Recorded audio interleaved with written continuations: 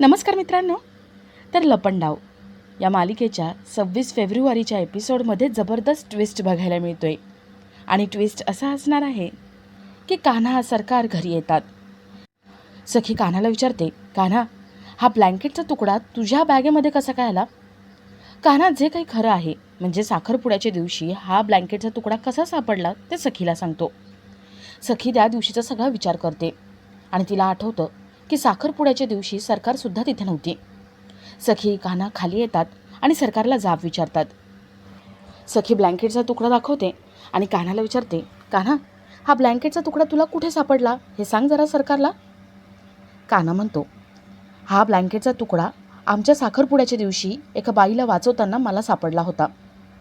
सखी म्हणते, आणि त्याच वेळी आमच्या साखरपुड्यामधून तुम्ही सुद्धा निघून गेला होतात ना? सरकार विचारते, म्हणजे तुला बोलायचं काय? सखी म्हणते, ही शाल बाबांनी तुझ्यासाठी आणली होती. मी त्यांना सांगितली होती आणायला आणि त्याच्यावर हे गाय वासराचं चित्र होतं.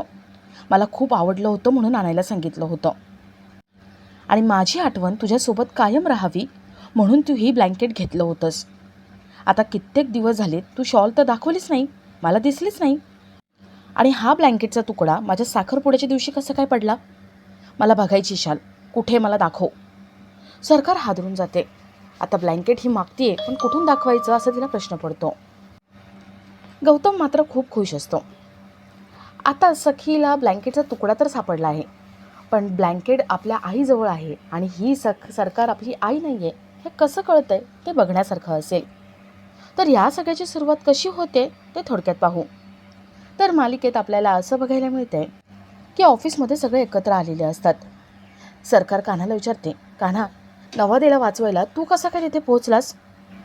बाकीचे एम्प्लॉईज म्हणतात, सरकार, ऐन मोकेच्या वेळेस हा तिथे त्यांना वाचवायला पोहोचला होता, म्हणजे याच्यामध्येच गडबड आहे, यानेच काहीतरी केलं असणार आहे.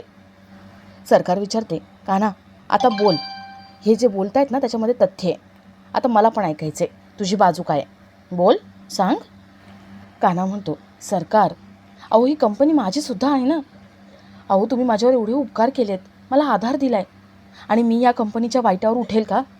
अहो उलट मी या नैना आणि सचिनला कन्व्हिन्स केलं होतं कंपनीमध्ये राहण्यासाठी, कंपनीमध्ये काम करण्यासाठी, आणि मी हे सगळं का करेन हो? सरकार म्हणते, कारण तू कान्हा आहेस, तू जसा दिसतोस तसा अजिबात नाही आहे, आणि हे सगळ्यांना चांगलंच माहिती आहे. तू त्या दोघांना कन्व्हिन्स केलं कारण मला इम्प्रेस करायचं होतं. कान्हा म्हणतो, काय सरकार, काय बोलताय तुम्ही? अहो तुम्हाला कशाला मी इम्प्रेस करेल?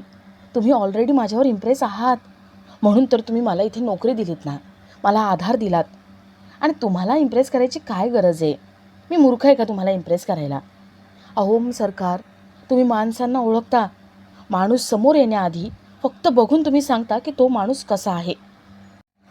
कान्हा सरकारला मस्केमारी करत असतो. परशू थोडा विचार करतो. माझा खरा संशय ना या कान्हावरच आहे. मला तर असं वाटतंय ना, यांनी लॉकरची डुप्लिकेट चावी बनवून घेतली असेल.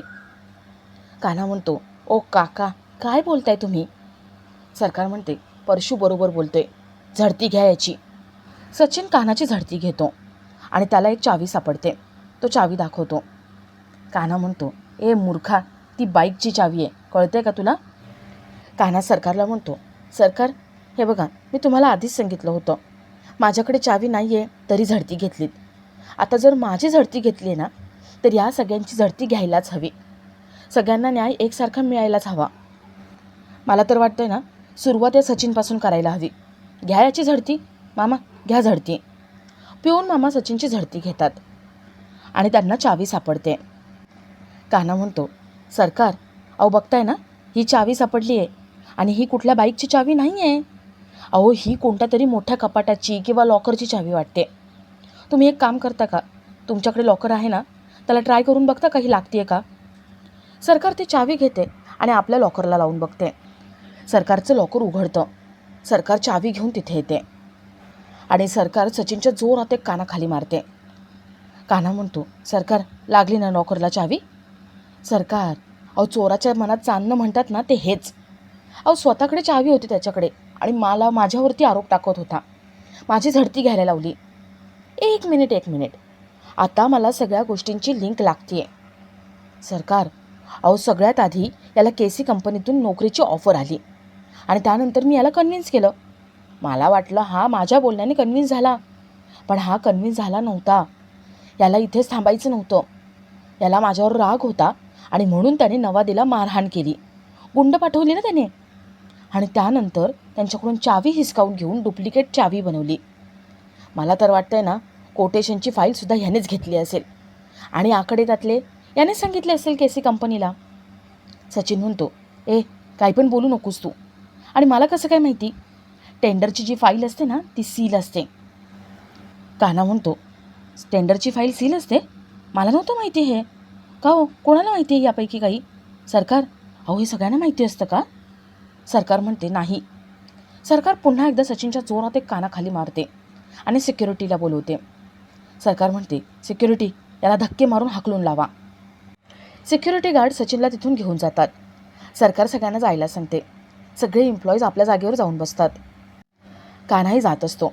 कान्हा जाता जाता मागे वळतो आणि सरकारला म्हणतो, सरकार, मी विश्वासू आहे. सरकार, मी तुम्हाला दगा कधीच देणार नाही.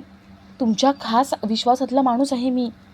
आता बघा, इथलं काम तर मी सांभाळणार आणि सखी मॅडमला प्रेमात पाडणार आणि त्यानंतर तुम्हाला हव्या असलेल्या कागदपत्रांवर सखी मॅडमच्या सह्या घेईन. तुम्हाला पाहिजे ना ते सगळं मी मिळवून देईन. मला जरा वेळ द्या आणि माझ्यावर विश्वास ठेवा. सरकार कान्हाकडे रागाने बघते आणि तिथून निघून जाते. तर रात्री कान्हा किरणला भेटायला येतो. ऑफिसमध्ये जे काही झालं ते त्याला सांगतो आणि सचिनची नोकरी गेली म्हणून कान्हाला वाईट वाटत असतं. कान्हा सचिनसाठी दुसरीकडे नोकरीची व्यवस्थासुद्धा करतो. कान्हा किरणला भेटून सगळं बोलून वगैरे झाल्यावर निघत असतो. कान्हाच्या हातात गजरा असतो. किरण विचारतो, हे काय आहे? कान्हा म्हणतो, अरे किरण बाबा, तू अजून लग्न नाही केलं ना, म्हणून तुला काही माहिती नाही. एकदा लग्न करून बघ म्हणजे कळेल. किरण म्हणतो, कान्हा, आजीने मला सांगितलंय, तू वाहवत जाऊ नकोस, तुझ्यावर लक्ष ठेवायला सांगितले. कान्हा म्हणून जगत असताना कबीरचा विसर पडू देऊ नकोस, समजलं? कान्हाला आपलं ध्येय आठवतं आणि तो गजऱ्याकडे बघत राहतो.